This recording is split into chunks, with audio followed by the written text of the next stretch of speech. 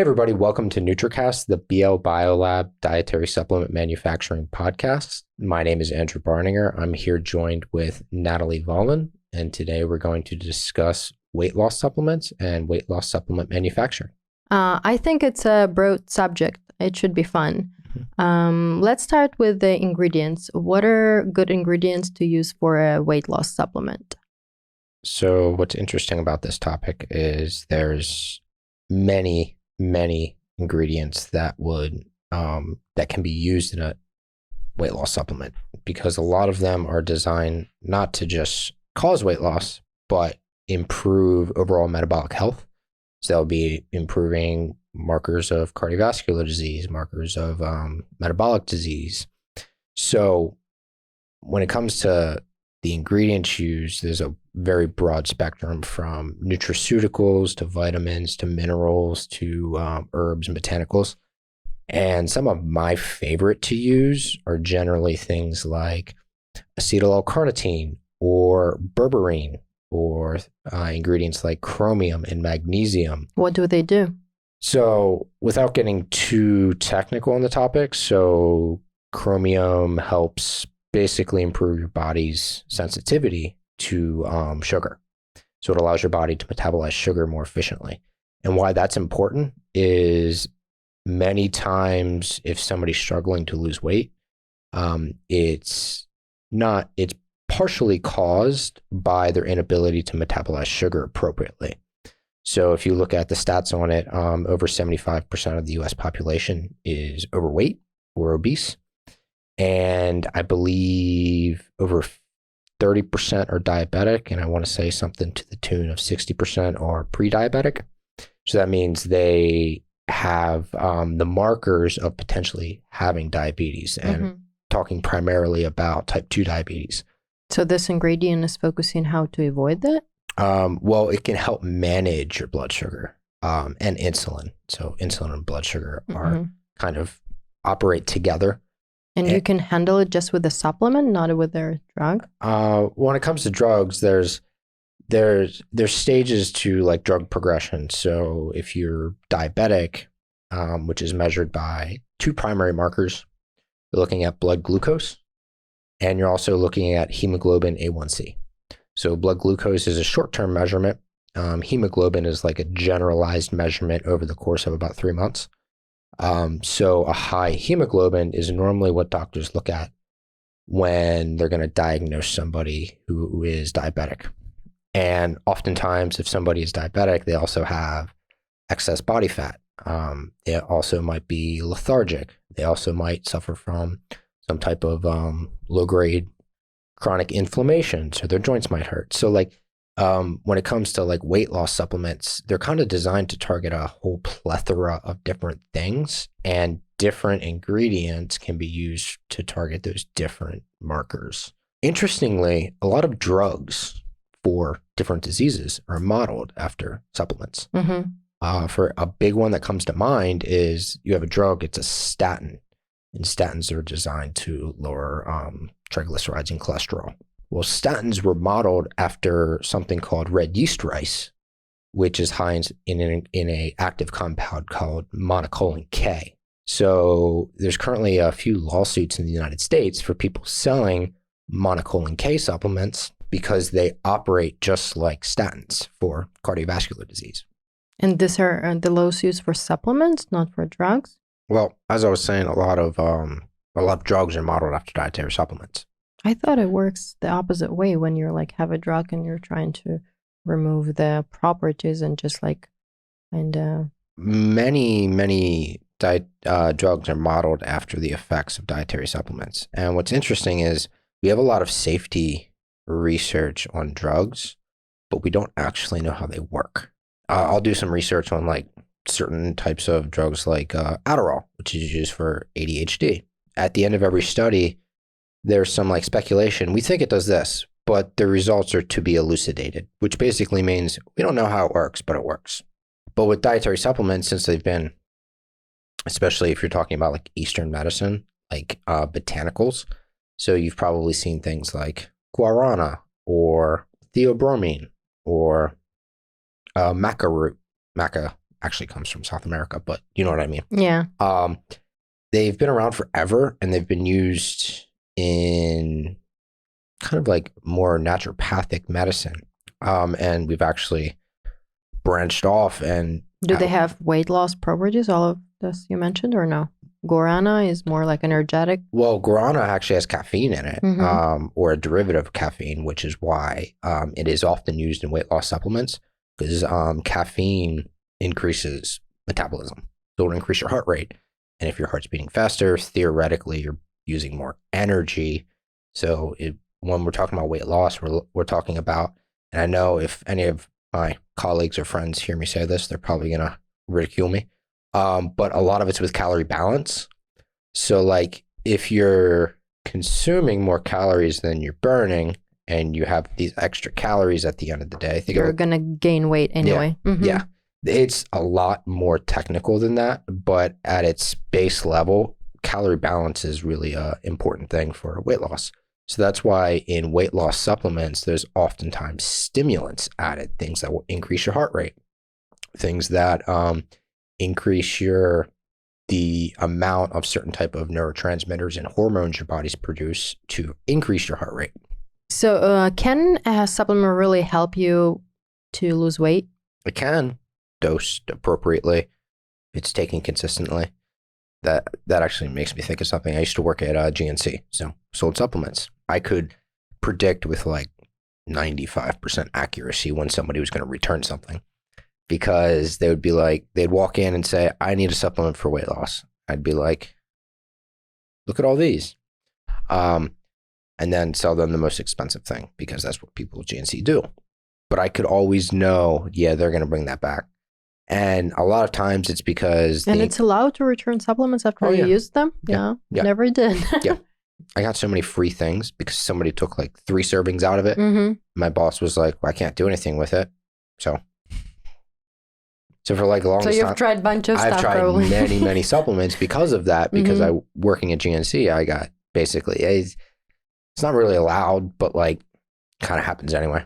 It would have to be... So people would return stuff because they would have to adhere to some type of schedule, like take this twice a day.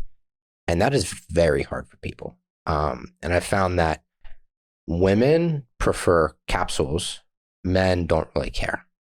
So anytime a woman would come in for looking for a weight loss supplement, I would go right to the capsules because I know they didn't want a powder to drink.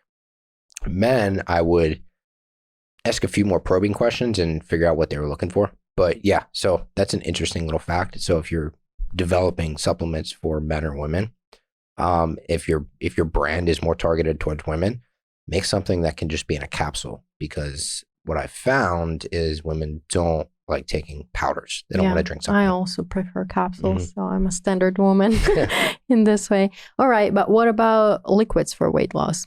That's an interesting thing, because as long as they're dosed appropriately, they'll be fine. But a lot of these weight loss ingredients, especially if you're talking about herbs and botanicals, even some vitamins and nutraceuticals, they taste awful. Like a lot of ingredients taste really, really bad. But the formula that you created in liquid form tastes good. Yeah. It took a long time to do that, but yeah. But it's not as many liquid weight loss supplements, right? No, most of them are in capsules. Yeah.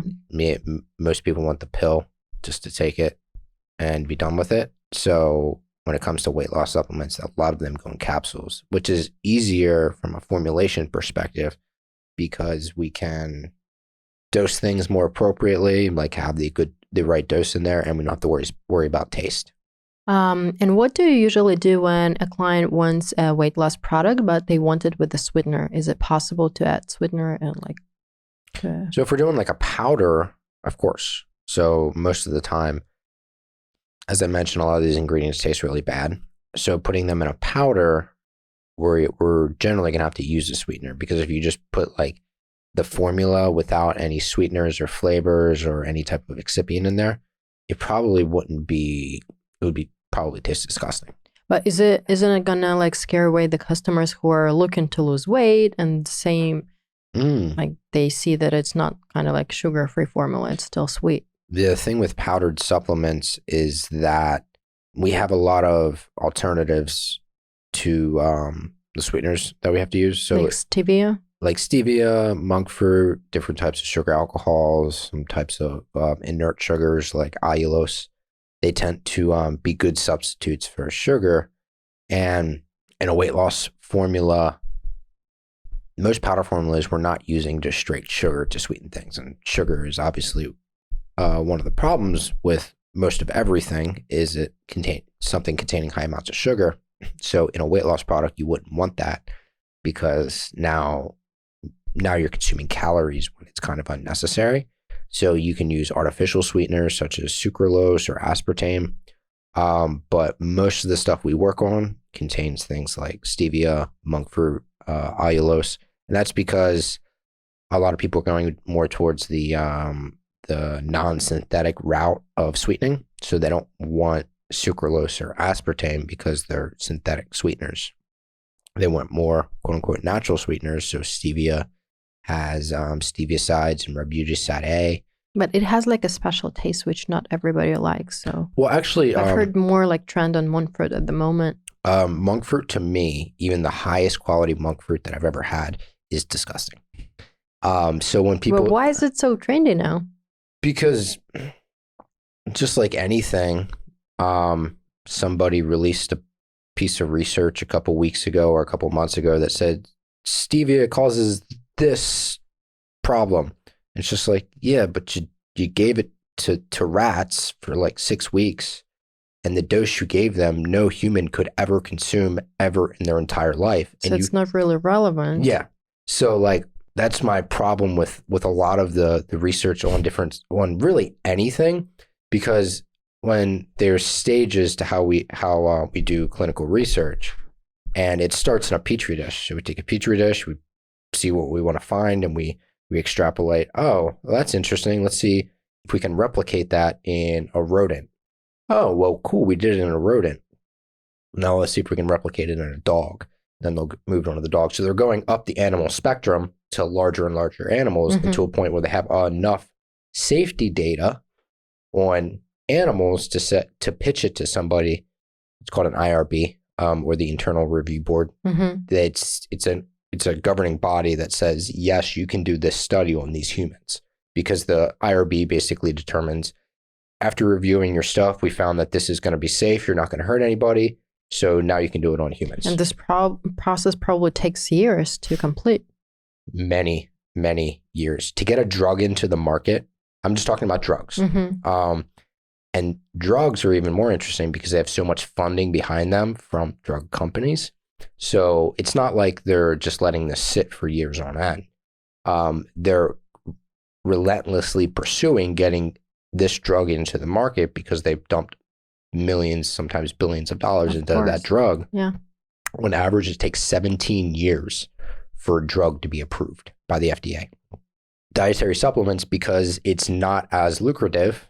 For example, most drugs are synthetic. So they create it in a lab. So now they figured out, oh, well, we can create this drug for fractions of a penny, but then go sell it for $30 a dose. So you see the margins there are astronomical.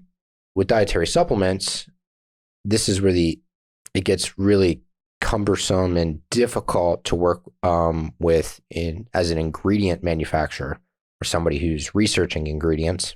Unlike drugs, dietary supplements, they don't have enough money behind them to get them into the market. So like when it comes to the ingredients that are approved for use as dietary ingredients, that's why the dietary supplement industry is such a big gray area. There's things that have been in the food supply. So like mushrooms. Mushrooms are a big trend right now. So like lion's mane mushroom. Yeah.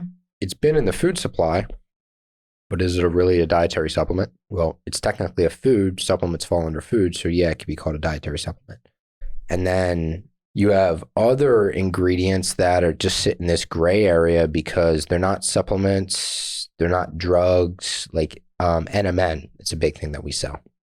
But it's still legal now to sell NMN. So ingredients such as NMN or nicotinamide mononucleotide, which is a derivative of niacin or vitamin B3, 50 years ago was being investigated as a drug.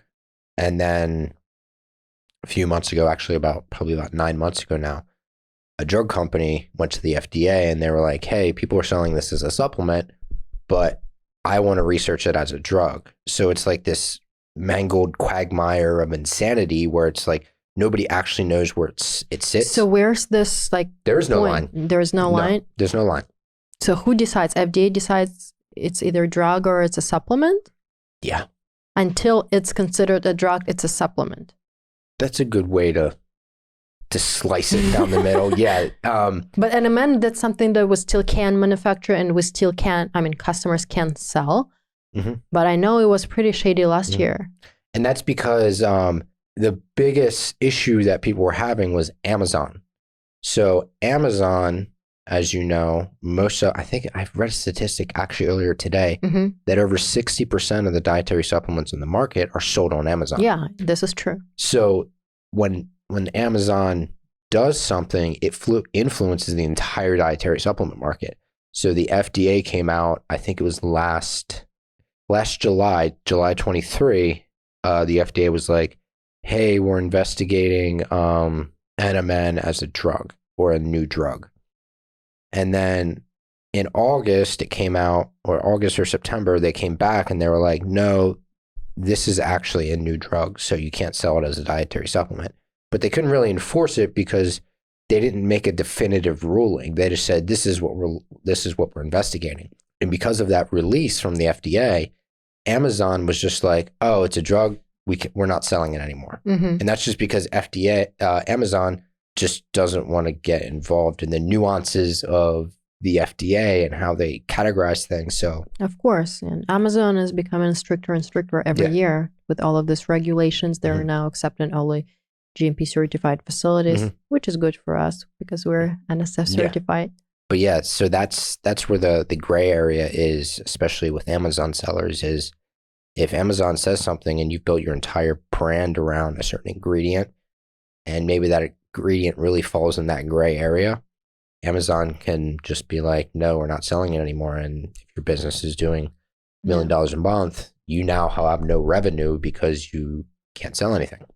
You have to go find other channels to sell things. Yeah, it might be very complicated. I remember we even couldn't give quotes for NMN last year when the process was kind of like not settled.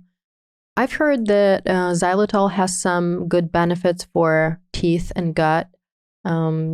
What do you think if someone is creating xylitol supplement? Is it going to work?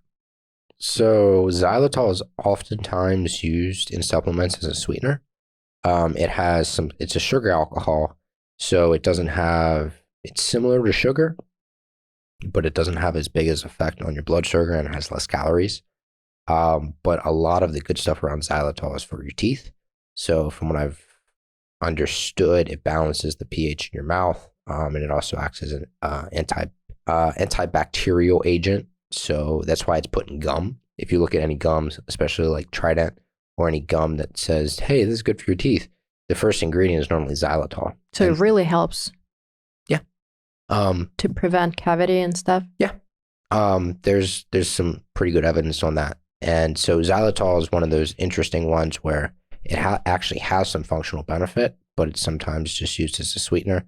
So like a lot of sugar-free candy, especially like hard candies, will use xylitol because xylitol has some good chemical characteristics. So like you can make hard candy out of xylitol. So you can make lollipops or you can make like Jolly Rancher type things out of xylitol because when you heat it, it'll harden. Whereas other sugar alcohols don't operate that way. So that's where xylitol is pretty interesting. The only bad thing I see about xylitol is it has a cooling sensation. So if you consume xylitol, you'll get like a almost a minty freshness, which isn't bad, but if your product is supposed to be orange, you really don't want to taste mint. I actually have some good news regarding weight loss supplements. One of our clients became a #1 top seller on Amazon with your weight loss formula that you created. Oh, fantastic. Yeah. Do you know who I mean? Yeah. Okay. Yeah, I think I know who you're talking about. Yeah. Great. We cannot mention our client's name here, but you can just Google it. And it's really great formula and it helps a lot of people. I've read the reviews and People are really happy with the results that they're getting from the formula that you created, and I really think it's brilliant. Something that kind of stands out on a point of a weight loss supplement, that it's a liquid formula, which is, as we discussed, not very usual form, and you made it the way that it actually tastes good. What made you do such a good formula for weight loss? How long did it take you to develop this formulation? So with that one, I looked at the ingredients they wanted to use. I added some of the ingredients to it that I thought would be beneficial. And with formulating that one, I kind of did various different targets. So ingredients that did various different things. And flavoring it was actually pretty challenging because, as I mentioned, a lot of these ingredients don't taste very good. And unfortunately, I used a lot of ingredients that taste awful. So what I ended up doing with that one is that actually took some time to R&D, probably about 6 weeks of various formulations, getting it to work. Pilot trials. Getting it to taste good.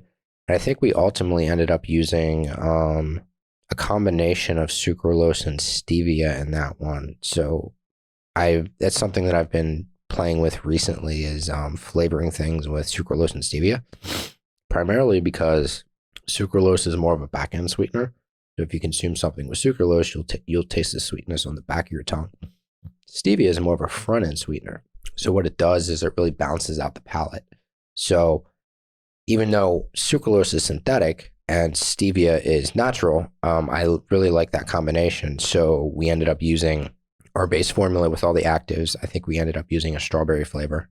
Liquid. Yeah, I think you used like flavor. Yeah, it was a berry flavor and with some axberry also colorants to make the formula looks good. Yeah. It also helps for people which are consuming liquids when it tastes good, when it looks good. I think it's just a combination of all these factors, and it doesn't smell bad at all. Yeah, and that's it's actually Gatorade's model. What Gatorade figured out in the 70s was, hey, if you make something taste really sweet and look refreshing, people will drink it. So we kind of stemmed off of that, and Gatorade's made a massive business over the last 50 years because of it. But so with that in mind, not only is flavor and taste important, but also the color. It needs to look appealing. It was definitely a success with this formula, and the client is developing a whole line of different supplements in this category now. So it's great, and thank you for creating such a good formula. Absolutely. How do you go about creating a formula like that? Well, look at what the customer wants, see if it's good, bad, or if I'm indifferent about it. And if it's good, generally I won't modify anything. If the customer wants input, then I'll give my feedback. If they don't want input, I'll just do what they ask. And then generally a few weeks later, they come back and they're like, hey, what do you think about X, Y, or Z?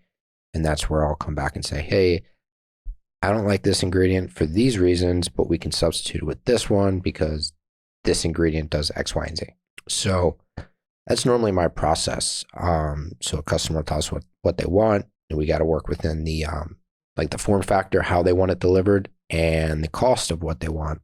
And that's how we'll work around developing the formula, getting it to where they want it to be, meeting any of the types of label claims that they want, and yeah. Yeah, and sometimes like meeting a target price is really important because, you know, customers are selling this product. So for them to meet their target price finally when they're going to put it on Amazon, for example, or just sell through their own platform, it's sometimes it's challenging when they're asking for 55 ingredients and they want it within a certain price.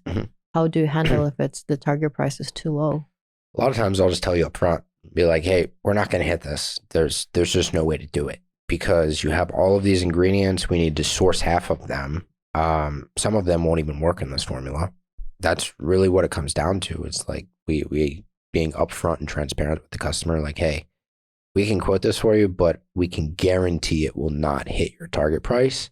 So do you want to modify something or can you change your target price? That's where there's a spectrum of different types of sellers. I've worked with people who the cost is the most important thing. And then I've worked with other people where they don't care about the cost as long as it's effective. I know a company we're working with right now.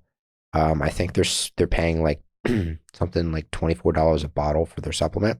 Oh, wow. but they're only selling it for like $50.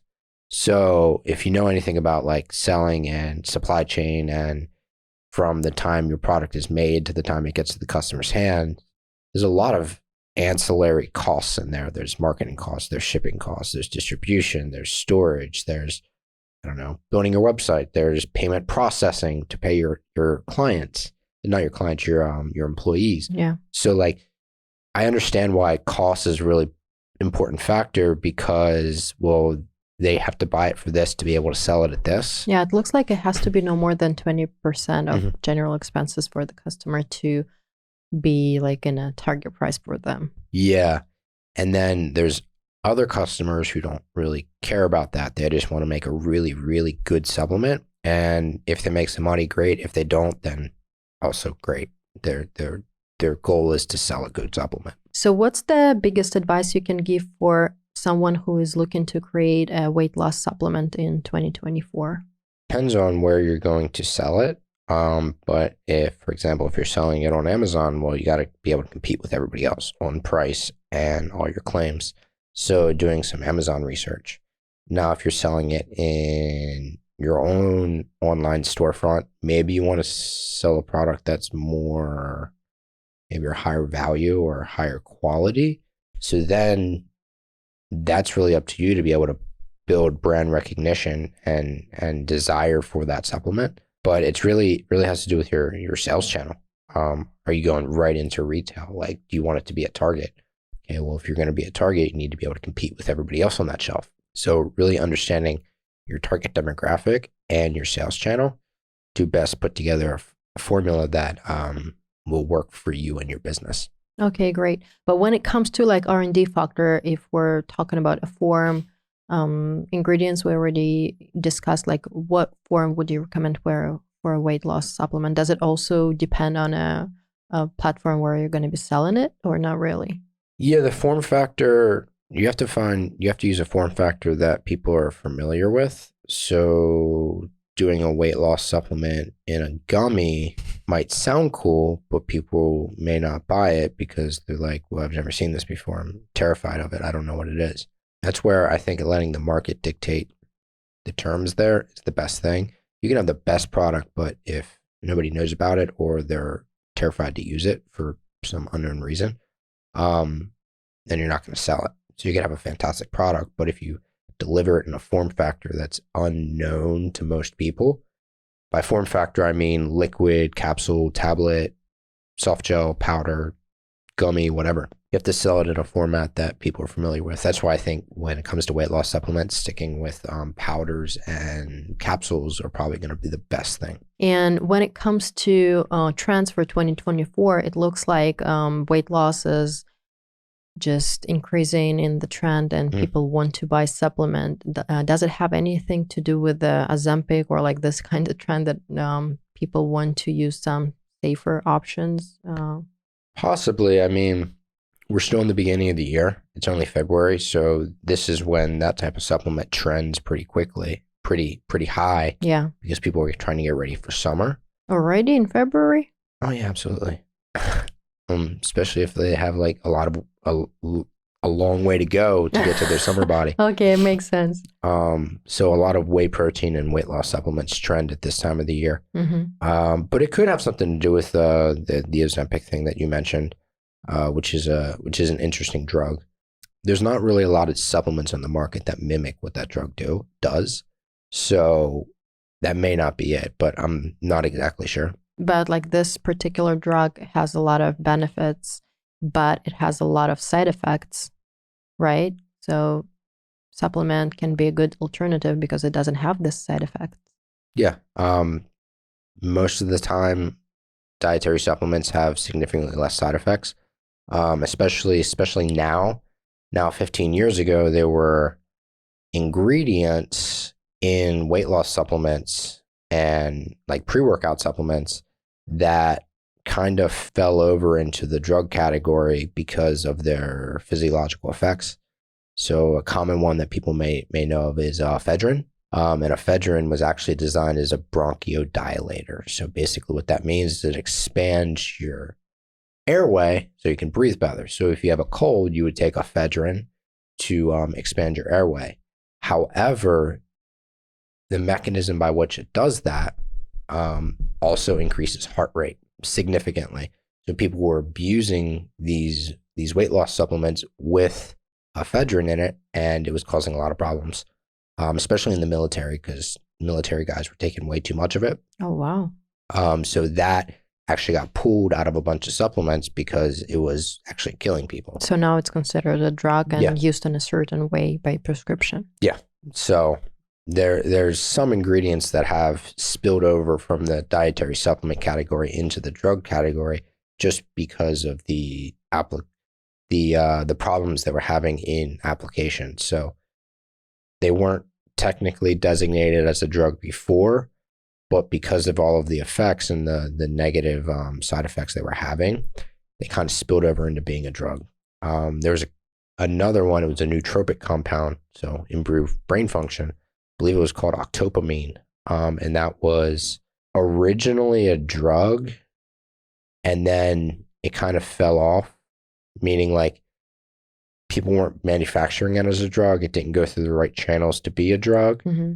So people were like, oh, I can sell it as a supplement. So then they started selling it as a supplement. And as soon as it was released into the market, well, not as soon as, about a couple years later, after it was released as a dietary supplement, and everybody started using it, well, then people started having issues because they were taking too much or they weren't taking the right dose.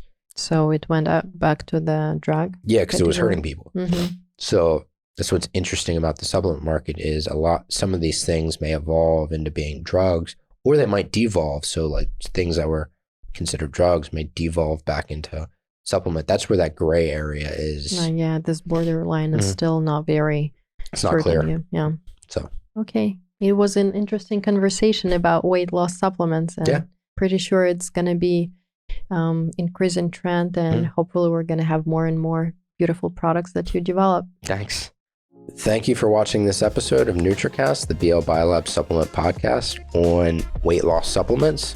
Remember to like this video if you found it interesting, subscribe for future videos, and turn on post notifications so you don't miss any future content. See you next time.